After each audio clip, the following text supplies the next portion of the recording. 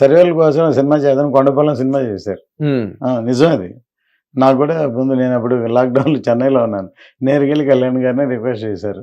Sir ఇలాగ sir అందరూ technicians ఉన్నారు సార్ సరే చేసుకోమన్నారు ఆయన. అదే దట్ ఈస్ ఎ ఫ్యాక్ట్. అదేలేండి. అదే. ఈ సినిమాకి మీరు వేసిన సెట్లు గాని, లేకపోతే మీరు చేసిన షూటింగ్ లొకేషన్స్ బాగా హై ఎక్స్‌పెండిచర్‌తో చేసినట్టుగా ఉన్నారు కదా మీరు? అవునండి. డెఫినెట్ న్యాచురల్‌గా ప్రీడ్ ఫిల్మ్ అనేలోకి ఏదైనా సరే ఆ రోజులు తీసుకెళ్ళాలంటే సెట్స్‌లోనే తీయాలి. వేరే రేపు షూటింగ్ గబుక్కున డేట్ ఇస్తే ఇలా బిల్డింగ్‌లో చేయలేం కదా! అదే one of the reason. Set ready అవ్వాలంటే 1 మంతో, 2 మంత్సో టైం పడతది. ఇది అంటే ఇప్పుడు పార్ట్ 1లో రాలేదు. దర్బార్ సెట్ ఒకటి మేము ఢిల్లీ వెళ్ళి రెడ్ ఫోర్ట్‌లో ఉన్న ఫోటోలన్నీ తీసి ఒరిజినల్ దర్బార్ ఎలా ఉందో దాంట్లో అలాగే వేసాం. కానీ దీంట్లో ఎక్కువ పోర్షన్ లేదు. దీంట్లో లేదు. పార్ట్ 2లో వస్తది.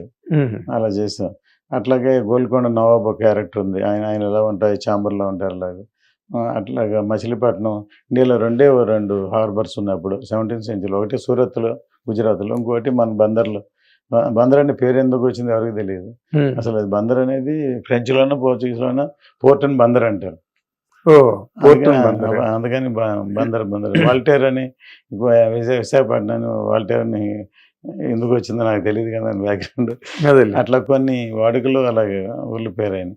సో మచిలీపట్నం పోర్టు సెట్ చేయడం కానీ ఇప్పుడు మీ సినిమా చూస్తే షాక్ అవుతారు. అసలు దీన్ని పోర్ట్ని ఎలా క్రియేట్ చేసి అలా తీసారని.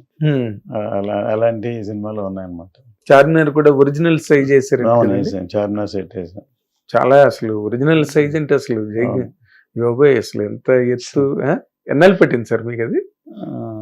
అది అయింది ఒక 2 months అయింది. 2 months అయింది. అంటే యాక్చువల్గా రామోజీ ఫిలిం సిటీలో వేద్దాం అనుకున్నాం. సరే అక్కడ కాస్ట్ ఎక్కువ అదేదని బాచ్పల్లిలో ఒక ప్లేస్లో చేసాం. బాచ్పల్లిలో. Okay okay. ఈ మొన్న ట్రైలర్ వచ్చిన తర్వాత అసలు సినిమా అంటే ఈ సినిమా ఎక్కడుంది, ఏ దశలో ఉంది, ఎప్పుడు కంప్లీట్ అవుతుంది, ఎప్పుడు వస్తుంది అని అభిమానులు అసలు చాలా ఆందోళన పడ్డారు అనుకోండి. అండ్ ఇండస్ట్రీకి ట్రేడ్కి కూడా తెలియదు. మీరేమీ అంత పెద్ద మాట్లాడే అందరినీ కలిసే మనిషి కాదు మీరు. అవును. ఈ గ్యాప్ని లేదా ఈ జాప్యాన్ని మీరు ఒక ట్రాడర్గా, ఒక బిజినెస్ మ్యాన్ గా దీన్ని ఎట్లా హ్యాండిల్ చేశారు? నాకు ఇది బడ్జెట్ మీద చూపించలేదు. నాకు ఉంటుందండి. నాకు కాన్ఫిడెన్స్ ఉందండి. మిగతా వాళ్ళకి తెలియదు. అంటే చూసేవారు కహా అన్నారు. చూడవందు ఇప్పుడు 5 ఏళ్ళు అయిపోయింది. ఆ సినిమా ఏముంటుంది, ఈ పాత సినిమాలో ఉంటుంది, లేకపోతే ఎలా ఉంటుందని. అసలు దానికంటే ముందు మీడియానే అసలు ఇది రాదు, ఆగిపోయింది అని.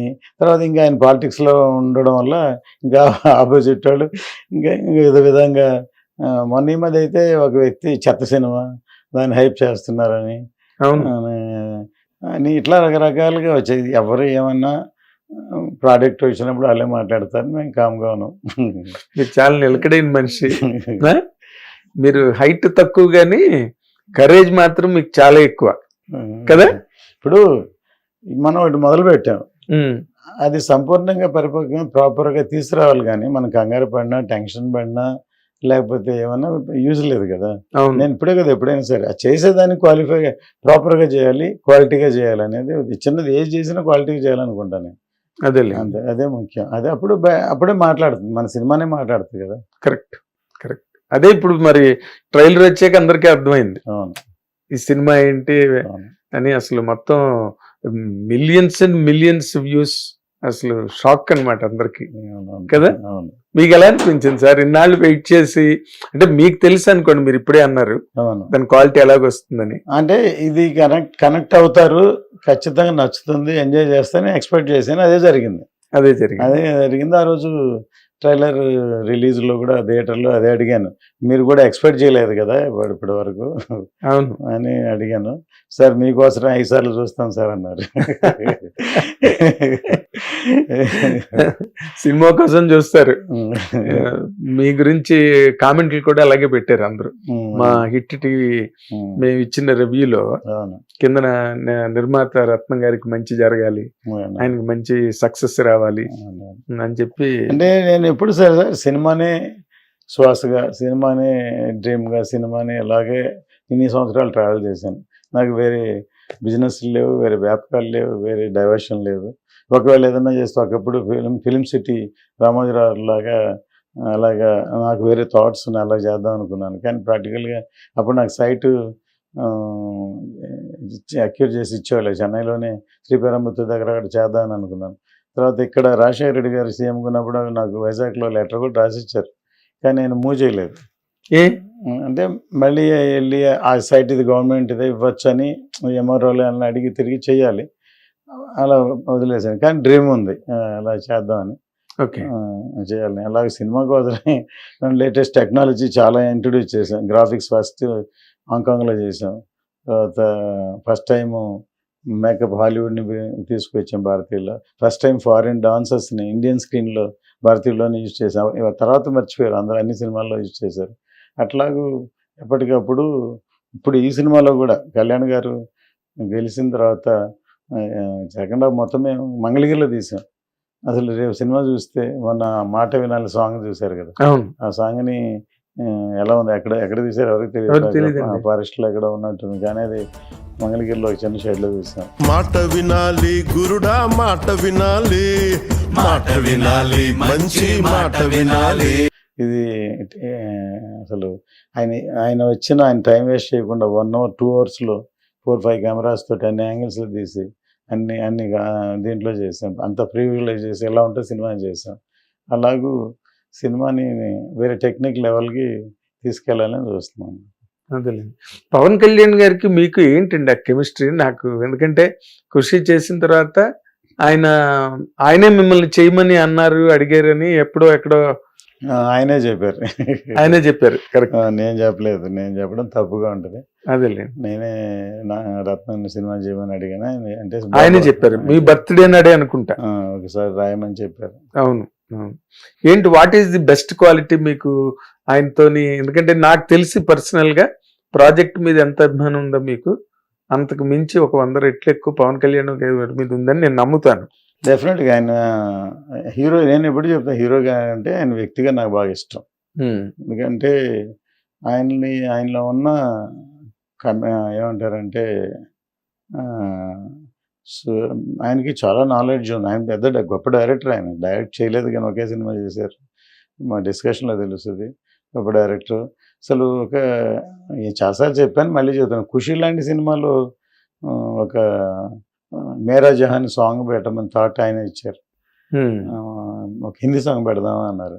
ఇంకోళ్ళు అయితే వేరేలాగా అంటారు, పెడదాం లాజిక్ చెప్పారు. సరే అని ఇట్లా కావాలి, కరెక్ట్ రైటర్ని పట్టుకొచ్చాను నేను, అబ్బాస్ తైర్వాల్ అని. అది మన ఊర్లో రాశాడు. ఆ సాంగ్ ఎంత పెద్ద హిట్ అయింది. దాంట్లో సాంగ్ని ఎంజాయ్ చేశారు, కానీ దాంట్లో భావం ఏ మేరా జహా, ఏ మేరా ఘర్ మేరా ఆసియా, ఇది నా దేశం, నా ఇల్లు, నాది రౌడీలకి అంత మీకంటే పని ఏంటి అని దాంట్లో అని చెప్పి రాయించారు. భరత మాతను డబ్బులు ఇస్తే పొలిటీషియన్స్ అమ్మేస్తారని ఒక విజువల్గా ఆయన చెప్పి లాగుతుంటారు, నెడుతుంటారు, షార్ట్ తీశారు. క్లైమాక్స్లో కూడా ఒక లవ్ స్టోరీలో ఆయన రామకృష్ణ పరమహంస, లాలా లజపత్ రాయ్, స్వామి వివేకానంద వాళ్ళ పేర్లన్నీ ఆయనే రాసి చెప్పాలని ఎవరను అంటే సిద్ధార్థ మెరవదేర్ బాంగ్లా అని Swami Ramakrishna Paramahamsa, Swami Vivekananda, Swami Yogananda and the one and only royal Bengal tiger Siddhartha dialogue రాసి అలా చెప్పారు. దాన్ని బట్టి ఏం తెలుస్తుంది, ఆయన థాట్స్ వేరే లెవెల్లో ఉన్నాయని. అదే. కానీ ఆయన ఎప్పుడైతే ఎలక్షన్ లో అంత థంపింగ్ మెజార్టీ 21కి 21 సాధించి ఆయన డిప్యూటీ సీఎం అయిపోయాక మీరు అనుకున్నారండి మీరు ఈ సినిమా కంప్లీట్ చేయగలను, నేను బయటకు తేగలనని? డెఫినెట్గా. ఎందుకంటే ముందు తను చేస్తున్న దాంట్లో సిద్ధసూత్ర సక్సెస్ అయిన తర్వాత ఎట్లాగూ ఆల్మోస్ట్ అయిపోయింది, కంప్లీట్ చేస్తారని వెయిటింగ్లో ఉన్న ఆయన పిలిచి ఫస్ట్ నాతో పాటు ఇంకో సినిమా ఉంది, తర్వాత ఇంకో సినిమా స్టార్టింగ్ 10-15 రోజులు చేశారు. ఫస్ట్ ఇది చాలా రోజు వెయిట్ చేస్తున్నారు, అతను పిలిచి మీరు కంప్లీట్ చేయమన్నారు. అప్పుడు కూడా ఆయనకి శ్రమ కలగకుండా, ఎందుకంటే మళ్ళీ వదిలి గెలంగానే సినిమాకి వెళ్ళిపోయారు అంటారని ఆయన 3 hours 4 hours ఎన్ని గంటలు వస్తే పక్కనే అక్కడే ఒక షెడ్యూల్లోనే మొత్తం షూటింగ్ ఫినిష్ చేశాం. అదేలేండి.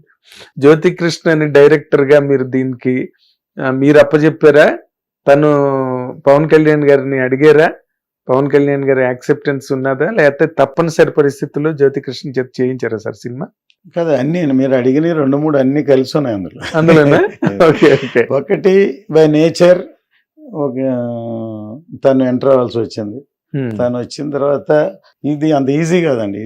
ఇటువంటి సినిమాని హ్యాండిల్ చేయడం చాలా మెచ్యూరిటీ ఉండాలి. అమ్మో. సోషల్ కాదు ఇది. ప్లస్ టెక్నికల్గా ఇప్పుడు నేను చెప్పినట్టు 3 hours 4 hours ఆయన టైంతో పాటు 7-8 మంది ఆర్టిస్టుల కాంబినేషన్ తోటి ఫినిష్ చేయాలి. 5 కెమెరాలు పెట్టాలి. కెమెరాలు పెట్టి చేయాలి. దానికి ఆ టైంకి వస్తే అందులో ఫస్ట్ టైం డిఫీట్ సినిమా అయిన తర్వాత ఫస్ట్ టైం కళ్యాణ్ గారిని డైరెక్ట్ చేయాలి. అసలు ఇంకోళ్ళైతే కదా, భయం వేస్తుంది కదా. భయం వేస్తుంది, షేక్ అయిపోతుంది. ఆయన ఉట్టి పవన్ కళ్యాణ్, ఉట్టి పవర్ స్టార్ కాదు, ఇప్పుడు deputy chief minister of state. So దాన్ని నిజంగా చెప్పాలంటే మొన్న ఆయన మెచ్చుకున్న ట్రైలర్ చూసి ఎట్లా ఉన్న సినిమా ఏ స్టేజ్కి తీసుకొచ్చా, నువ్వు లేకపోతే ఇంత లెవెల్కి వచ్చేది కదా అని అప్రిషియేట్ చేశారు. ఓ, కళ్యాణ్ ఆయన డైరెక్టర్ మైండ్ ఉన్న ఆయనే అలా అన్నారంటే మంచి కాంప్లిమెంట్ అండి. అంటే ఇప్పుడు క్రిష్ కదా ముందు ఈ కథను తయారు చేసింది. జ్యోతికృష్ణ వచ్చిన తర్వాత కథకి సంబంధించి తన ఐడియాలజీ ప్రకారం ఏమైనా మార్చడం జరిగిందా? అవునండి, డెఫినెట్గా. అసలు అంటే మొత్తం ఇంకా చాలా తీయాల్సి చాలా ఉండేది. ఇప్పుడు పార్ట్ 1 అవడంతో టోటల్ సెకండ్ హాఫ్ మొత్తం ట్రావెల్ మొత్తం మార్చేసాడు. తర్వాత బిగినింగ్ కూడా దానికి బిగినింగ్ నుంచి ఒక ప్లాన్ ఉండి ఇలా వెళ్ళాలని టోటల్ స్ట్రక్చరే మారిపోయింది. పార్ట్ 2 మరి ఎప్పుడు చేస్తారు సార్? డెఫినెట్గా అవుతుంది. ఎందుకంటే ఐ హోప్ ఎప్పుడైనా నమ్మకమే కదా, నమ్మకం అనేది మామిడి దీంట్లో డైలాగ్ కూడా పెట్టాడు. అంటే నమ్మకం ఏంటంటే ఇది డెఫినెట్గా సూపర్ హిట్ అవ్వాలి, అయితేనే కదా పార్ట్ 2 వాల్యూ అవుతుంది. అయిన తర్వాత డెఫినెట్గా చేస్తాం. ఇప్పుడు నేను చెప్పిన టెక్నాలజీని యూజ్ చేసి మొత్తం ముందు టోటల్ ఆయన టైంని కూడా వేస్ట్ చేయకుండా ఇది సినిమాని మొత్తం రెడీ చేసి ఏంది అన్ని కూడా షూట్ చేసి ఆయన ఎక్కడెక్కడ కావాలి, ఎక్కడెక్కడ అవసరం అది మాత్రం చేసి అలాగూ వేరే లెవెల్ సినిమా చేద్దామని ప్లాన్ ఉంది. Cinema everything on success.